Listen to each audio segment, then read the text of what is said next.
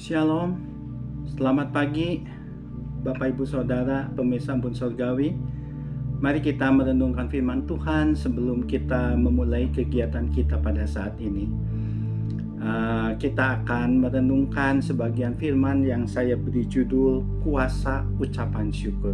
Tapi sebelumnya mari kita berdoa bersama-sama ya. Tuhan, pada saat ini kami ingin merenungkan akan sebagian firman-Mu. Kami bersyukur atas segala penyertaan dan pimpinan Tuhan.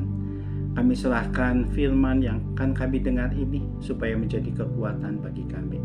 Terima kasih Tuhan. Dalam nama Tuhan Yesus saja kami berdoa. Amin.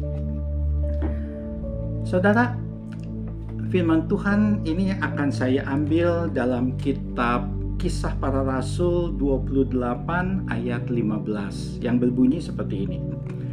Saudara-saudara seiman yang di sana telah mendengar kabar tentang kami, dan mereka datang menjumpai kami sampai ke forum Oppius dan Tres Tabernak. Ketika Paulus melihat mereka, ia mengucap syukur kepada Allah, lalu kuatlah hatinya. Saudara, teks bacaan ini ketika Paulus tiba di Roma dan dia akan diserahkan kepada orang-orang Roma. Tetapi sebelum itu teman-teman seperjuangannya menyambut Paulus, dan ketika Paulus melihat mereka, Paulus mengucap syukur, lalu kuatlah hatinya. Ada seorang dokter dan juga seorang penulis yang bernama A.J. Cronin. Suatu ketika dia bercerita tentang rekan dokternya yang sering membuat resep untuk mengobati para pasien-pasiennya yang suka mengeluh. Lalu ia menyebutnya dengan pengobatan ucapan syukur atau thank you cure. Bagi para pasiennya yang didiagnosa sakit akibat depresi atau frustasi, dokter ini memaksa mereka untuk mengatakan terima kasih kepada setiap event yang membuat momen-momen indah atau perbuatan kasih yang mereka dapatkan. Bukan hanya itu saja, mereka harus mencatat momen-momen itu dalam satu buah buku. Dan pengobatan itu diresepkan selama 6-8 minggu. Pengobatan itu ternyata mendapatkan hasil yang baik. Dokter itu mengatakan bahwa tingkat pemulihannya sangat signifikan. Dan ada satu tanda umum yang terjadi bagi pasien-pasiennya, di mana pasien-pasiennya kembali mulai berdoa. Saudara, apa ini terdengar mustahil? Saya rasa tidak. Sama sekali tidak. Karena tidak sedikit ayat-ayat di Alkitab yang mengatakan bahwa ada kuasa, ada kekuatan di balik ucapan syukur. Seperti di dalam Kisah 28 ayat 15 yang tadi kita baca.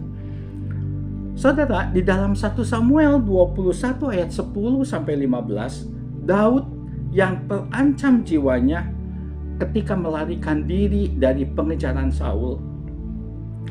Ironisnya, Daud itu malah berjumpa dengan raja musuh, yaitu Raja Akis.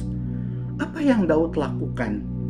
Di dalam keadaan penuh tekanan dan banyak musuh yang ingin mengambil nyawanya, ia menulis dan menyanyikan Mazmur 34. Dalam pengucapan syukur itu, maka Daud beroleh kekuatan. Luar biasa, di dalam ucapan syukur ada satu kekuatan yang didapat. Saya kira kebanyakan orang sangat familiar dengan kisah Yesus memberi makan 5.000 orang. Apakah saudara tahu bagaimana Tuhan Yesus berdoa ketika ia mau melakukan mujizat yang luar biasa? Dia tidak berdoa seperti ini. Ya Bapa, lihatlah besarnya masalah yang aku hadapi. Ada 5.000 orang kelaparan di sini, tetapi aku hanya punya 5 roti dan 2 ikan. Bagaimana cukup untuk ribuan orang sebanyak ini. Tolonglah aku, supaya aku tidak dipermalukan di tengah orang yang banyak ini. Karena itu Bapa, nyatakanlah mujizat-Mu, keajaiban-Mu. Jadikanlah 5 roti dan 2 ikan ini cukup untuk semua orang di sini. Tuhan tidak berdoa seperti itu. Tetapi apa yang Yesus lakukan? Yang Yesus lakukan hanya mengucap syukur. Maka terjadilah mujizat itu. Bagi para murid-murid Yesus, kombinasi 5 roti dan 2 ikan disertai 5.000 orang yang kelaparan itu adalah suatu masalah yang sangat serius. Namun bagi Yesus, 5 roti dan 2 ikan di tengah 5.000 yang kelaparan itu sangat cukup untuk mengucap syukur dalam keadaan seperti itu. Yesus tidak berdoa untuk 5 roti dan 2 ikan itu sebagai masalah yang dibereskan oleh Bapaknya. Tetapi ia mengucap syukur atasnya, membagi-bagikannya, lalu terjadilah mujizat. Saudara, tidak ada kebaikan yang dihasilkan dari mengeluh di tengah masalah kehidupan. Namun, keinginan hati yang terdalam untuk mengucap syukur di dalam pergumulan hidup akan menghasilkan, mendatangkan pertolongan Tuhan yang kita butuhkan. Hendaklah kita tidak melihat keterbatasan yang ada dengan suatu kemustahilan bagi Tuhan. Karena di dalam keterbatasan itu, justru kuasa pertolongan Tuhan itu nyata dan bekerja.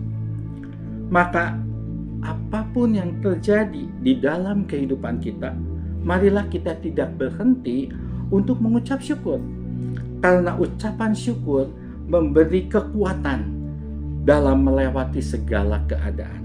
Karena ucapan syukur menghadirkan pertolongan Tuhan di dalam masa-masa yang sukar. Mari kita semakin tekun berdoa kepada Tuhan, memohon kekuatan dan damai sejahtera menghadapi setiap tantangan yang sedang kita hadapi. Niscaya Dia akan menguatkan kita. Amin.